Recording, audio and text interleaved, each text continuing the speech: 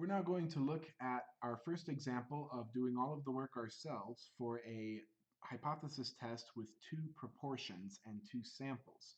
So unfortunately, the formula for this is kind of long, and they're actually right here, but we'll work our way through it.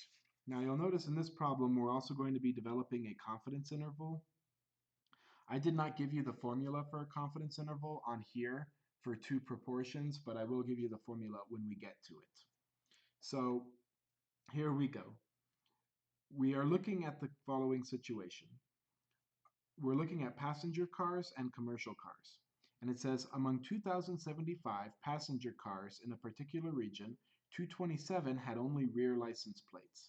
Among 390 commercial trucks, 53 only had rear license plates. A reasonable hypothesis is that commercial truck owners violate laws requiring front license plates at a higher rate than owners of passenger cars. Maybe that's because the commercial cars are made in states where you only need one license plate. I don't know. But in any case, they call that a reasonable hypothesis. So let's see if we can work through the problem.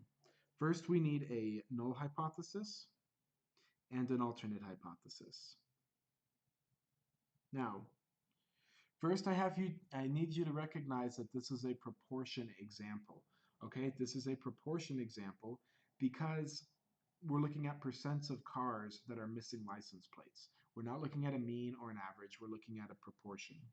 And if that's the case, our default null hypothesis is that the proportion for the two populations is going to be the same. So our null hypothesis is that the proportions are the same. Okay? Now, the alternate hypothesis, our default is not equal to. However, and by the way, these, technically speaking, you wouldn't put hats over these because these are our populations. So sorry about this. That would just be P1 equals P2.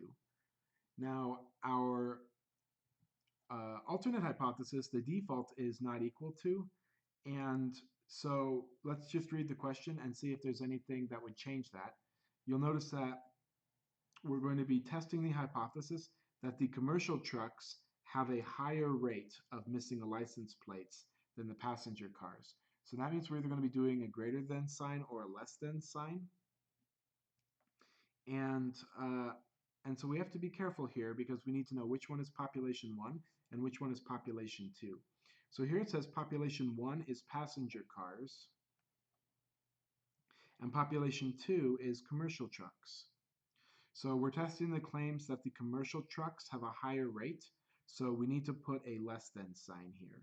So that would be our alternate hypothesis. The null hypothesis is that they're equal because population 2 was commercial, and because we're testing that they have the higher rate, we need to put the sign this way with the commercial being larger. So there's our null and our alternate hypothesis. Now let's write down all the values that we know. The values that we know are x1 and n1. This is from our first population of the passenger cars. So we had 2,075 cars, and of them, 227 was the number that only had rear license plates. Next, let's do X2 and N2.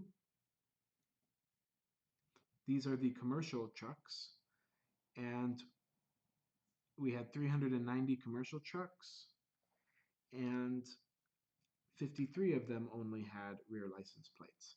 So that means we can calculate our two sample proportions. And so we can calculate that simply by finding the proportions on our calculator. So P1 hat is just going to be X1 over N1. So that's going to be 227 divided by 2,075. So our first proportion is 0.109398,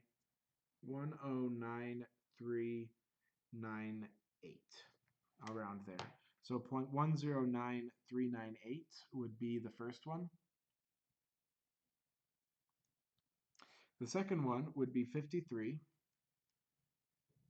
divided by 390, which would be 0.135897436. So that's how you get your two P1 hat and P2 hat. The way you get those two values is just by doing x1 divided by n1, x2 divided by n2. Okay, I think what I'm going to do now is show you the formula for our test statistic. And you'll notice that we actually have two formulas. We have that this p bar value. P bar is called the pooled proportion or the pooled proportion sample. And the reason P bar is helpful is because we can do a hypothesis test even if the two samples do not have the same sample size. And so that's really helpful. And so P bar is equal to your total number of successes divided by the total number of your sample size. And so in this case, P bar would equal 227 plus 53 as the numerator, and 2075 plus 390 as the denominator. Okay? And be very careful on your calculator when you do this with the order of operations. I'm going to type in parenthesis 227 plus 53, and then close the parenthesis, and then divided by parenthesis 2075 plus 390. So you can either do that with parentheses or just add up the numbers, and then divide as the final step. Either way, we get a pooled sample of 0.11359. I'll stop there. Okay, so no, you know what? I'm going to put in more decimals. Let's be safe. So that's P bar, and Q bar, as usual, is just equal to 1 minus P bar. So if I do 1 minus that number on my calculator, we will get Q bar, which is 0.8864093736. So think of P bar and Q bar as kind of being the success rate for both of the combined samples. Okay, the way we calculate our test statistic is with this formula. So we have to calculate P bar before we can do our test statistic. And so, in fact, let's just focus on the test statistic in the next video. So I will see you in the next video.